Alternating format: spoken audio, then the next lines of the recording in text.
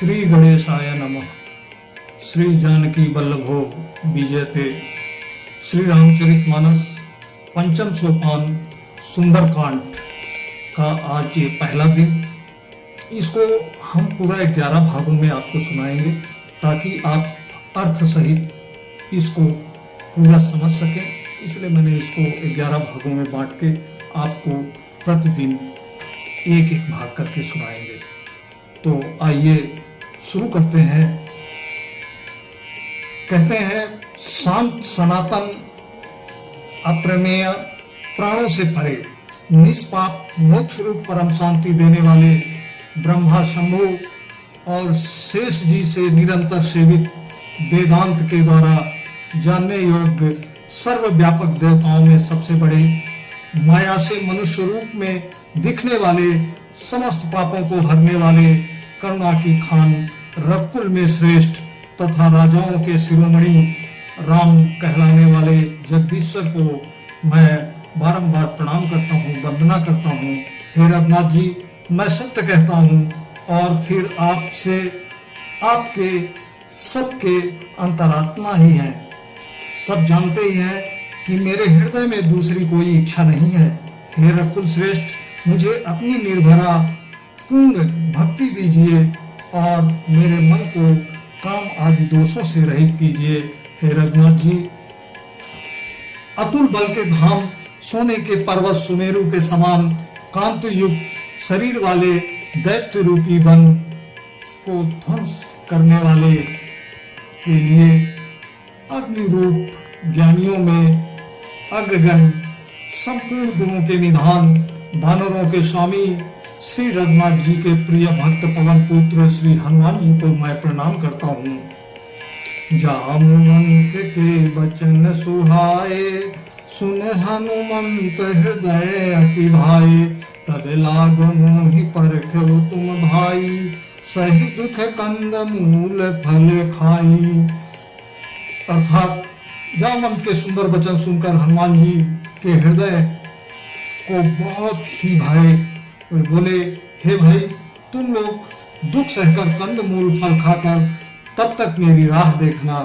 जब लागिया वंशी तहीं देखी, होई है काजू मोहि हरस विशेखी।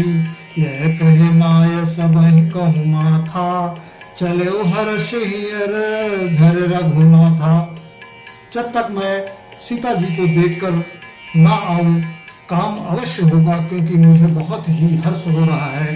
यह कहकर और सबको मस्तक नवाकर तथा हृदय में रघुनाथ जी को धारण करके हनुमान जी हर्षित होकर, खुश होकर चल पड़े। सिंधु तीर एक भूधर सुंदर, कौतिक कूद चढ़े ताऊ पर।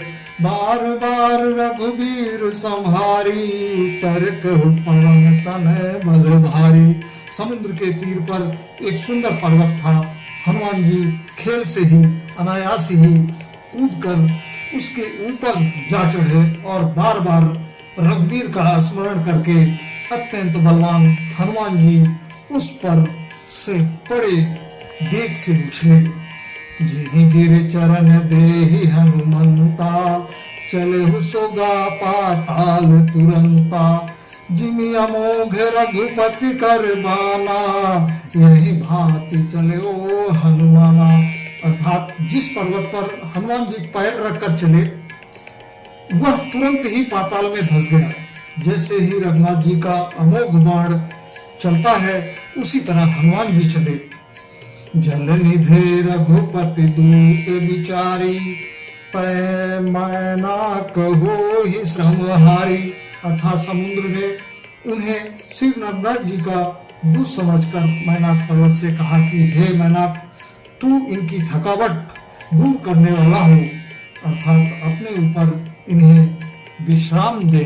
कवन सो काज कठिन जग माही, जो नहीं होय तात तुम पाही। हनुमान तहि पर साकर पुन कीन प्रणाम, राम काज कीने बिनु मोहि कहा विश्राम। अर्थात हनुमान जी ने उसे हाथ से छू दिया, फिर प्रणाम करके कहा, भाई श्री रामचंद्र का काम किए बिना मुझे विश्राम कहा है। जात पवन सुत दे वही देखा, जाने कहु बल बुद्ध विशेषा। सुरसा नाम हिन कै माता, पठह आय कहीं ते ही बाता। देवताओं ने पवन पुत्र हनुमान जी को जाते हुए देखा। उनकी विशेष बल बुद्धि को जानने के लिए परीक्षार्थ उन्होंने सुरसा नामक सर्पों की माता को भेजा।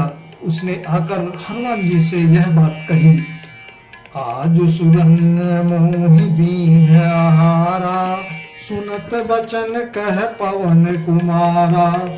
राम काज कर फिर मैं आवो, सीता कही सुधि प्रभु सुनावो। अर्थात आज देवताओं ने मुझे भोजन दिया है। यह वचन सुनकर पवन कुमार हनुमान जी ने कहा, श्री राम जी का कार्य करके मैं लौट आऊं और सीता जी की खबर प्रभु को सुना दूं। तब आओ बदन बैठ आई, सत्य कहूँ मोहि जान दे माई। कवन हो जतन देहि नहीं जाना, ग्रससि न मोह कहे वो हनुमाना। अर्थात तब मैं आकर तुम्हारे मुंह से घुस जाऊंगा, तुम मुझे खा लेना। हे माता, मैं सत्य कहता हूँ, अभी मुझे जाने दे।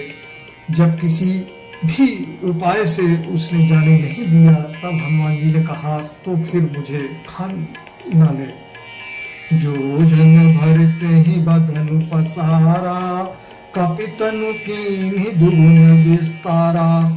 सो योजन मुख तहि ठयऊ, तुरत पवन सुत 32 भयऊ। अर्थात उसने योजन भर 4 कोस में मुंह फैलाया। तब हनुमान जी ने अपने शरीर को उससे भी दूना बढ़ा लिया। उसने 16 योजन का मुख किया। हनुमान जी तुरंत ही 32 योजन के हो गए।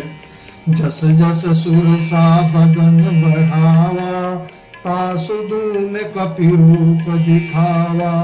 सत योजन तहि आनन कीन्हा, अति लघु रूप पवन सुत लीना। अर्थात जैसे जैसे सुरसा मुख का विस्तार बढ़ाती जा रही थी, हनुमान जी उसका दूना रूप दिखलाते थे। उसने 100 योजन 400 कोस का मुख किया। तब हनुमान जी बहुत ही छोटा रूप धारण कर लिए।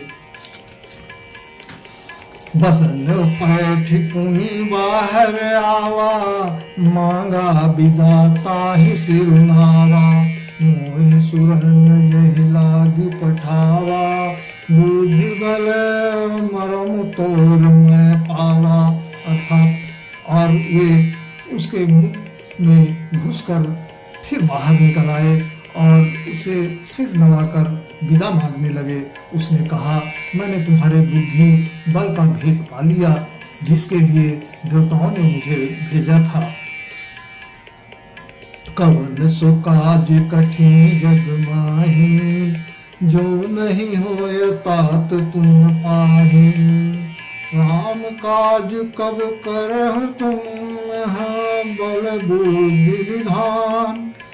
असिख दे गई सो हरस चलो हनुमान।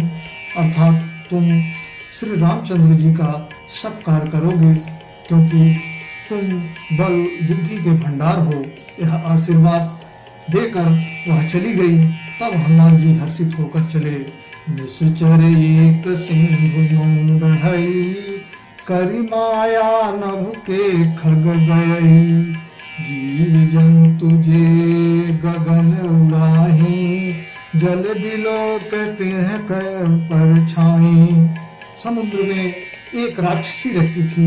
वह माया करके आकाश में उड़ते हुए पक्षियों को पकड़ लेती थी। आकाश में जो जीव जंतु उड़ा करते थे, वह जल में उसकी परछाई देखकर ग्रह छाह सक सोना उड़ाई। यही विधि सदा गगन चर खाई। सोई छल हनुमान कह कीन्हा, तासु कपट कपि तुरत ही चीन्हा। अर्थात उस परछाई को पकड़ लेती थी, जिससे वे उड़ नहीं सकते थे और जल में गिर पड़ते थे। इस प्रकार वह सदा आकाश में उड़ने वाले जीवों को खाया करती थी। उसने वही छल हनुमान जी के साथ भी किया। हनुमान जी तुरंत ही उसका कपट पहचान लिए। ताहि मारी मारत सुत बीरा, बारधी पार गयो मत धीरा, तहाँ जाय देखी बन शोभा, गुंजत चंचरी मधुलोभा। अर्थात पवन पुत्र धीर बुद्धि वीर हनुमान जी, बलवान हनुमान जी उसको मारकर समुद्र के पार गए। वहां जाकर उन्होंने वन की शोभा देखी, मधु पुष्प रस के लोभ से भौरे गुजार कर रहे थे। नाना तरु फल फूल सुहाए, अखग मृग वृंद देखी मन भाए, शैल विशाल देखी एक आगे, तापर धाय चढ़ो भय त्यागे। अर्थात अनेकों प्रकार के वृक्ष फल फूल से शोभित हो रहे थे। पक्षी और पशुओं की समूह को देखकर तो वे मन में बहुत ही प्रसन्न हुए। सामने एक विशाल पर्वत देखकर हनुमान जी भय त्याग कर उस पर दौड़कर जा चढ़े। उमान कुछु कपि कै अधिकाई, प्रभु प्रताप जो कलहि खाई, गिरि पर चढ़ी लंक तहि देखी, कहीं न जाए अति दुर्ग विशेखी। अर्थात शिव जी कहते हैं कि हे उमा, इसमें बानर हनुमान जी की कुछ बड़ाई नहीं है। यह प्रभु का प्रताप है, श्री रामचंद्र जी का प्रताप है, जो कालकों को भी खा जाता है। पर्वत पर चढ़कर उन्होंने लंका देखी, बहुत ही बड़ा किला है, कुछ कहा नहीं जाता। अति उतंग जल निधि चौपासा, कनक कोटि कर परम प्रकाशा। अर्थात वह अत्यंत ऊंचा है, उसके चारों तरफ चारों ओर समुद्र ही समुद्र है। सोने के परकोटे, चार दीवारियां का परम प्रकाश हो रहा था। कवन सुताज कठिन जग माही, जो नहीं हो तात तुम पाही। कनक कोटि विचित्र मणि कृत सुंदरायतन घना, चौहट हट सुभट वीथि चारुपुर बहु विधि बना। गजबाजी खच्चर निकर पदचर रथ बरुतानी को गने, बहुरूप निश्चर दूत अति बल सेन बरनत नाही बने। अर्थात विचित्र मणियों से जड़ा हुआ सोने का परकोटा है, उसके अंदर बहुत से सुंदर सुंदर घर हैं, चौराहे बाजार, सुंदर मार्ग और गलियां हैं, सुंदर नगर बहुत प्रकार से सजा हुआ है। हाथी घोड़े खच्चरों के समूह तथा पैदल और रथों के समूहों को कौन गिन सकता है। अनेक रूपों के राक्षसों के दल हैं, उनकी अत्यंत बलवती सेना बलवान सेना वर्णन करते नहीं बनती है। वन बाग उपवन वाटिका सरकूप बापी सोहि, नर नाग सुर गंधर्व कन्या रूप मुनि मन मोहि। कहुमाल देह विशाल शैल समान, अति बल गरजहि, नाना अखरे भिरहि बहु विधि एक कीन्ह तरजहि। अर्थात वन बाग उपवन, बगीचे, फुलवाड़ी, तालाब, कुएं और बावलियां सुशोभित हैं। मनुष्य, नाग, देवताओं और गंधर्वों की कन्या अपने सौंदर्य गुणों के भी मनों को मोह लेती है। कहीं पर्वत के समान विशाल शरीर वाले बड़े ही बलवान मल्ल पहलवान गरज रहे हैं। वो अनेकों अखाड़ों बहुत प्रकार से भिड़ते हैं और एक दूसरे को ललकारते हैं। भयंकर शरीर वाले करोड़ों योद्धा यत्न करके बड़ी सावधानी से नगर की ओर चारों दिशाओं में सब ओर से रखने वाले करते हैं। कहीं दुष्ट राक्षस भैंसों, मनुष्यों, गायों, गधों और बकरों को खा रहे हैं। तुलसीदास ने इनकी कथा इसलिए कुछ थोड़ी सी कही है कि ये निश्चय ही श्री रामचंद्र जी के बाणरूपी तीर्थ में शरीरों को त्याग कर परम गति पावेंगे। कवन सुकाज कठिन जग माही, जो नहीं होय तात तुम पाही। पुर रखवारे देख बहु कपि, मन कींधर विचार। अति लघु रूप धरो निसी, नगर करो पैसा। अर्थात नगर के बहुसंख्यक रखवालों को देखकर हनुमान जी ने मन में विचार किया कि अत्यंत छोटा सा रूप धरूं और रात के समय नगर में प्रवेश करो। जय श्री राम।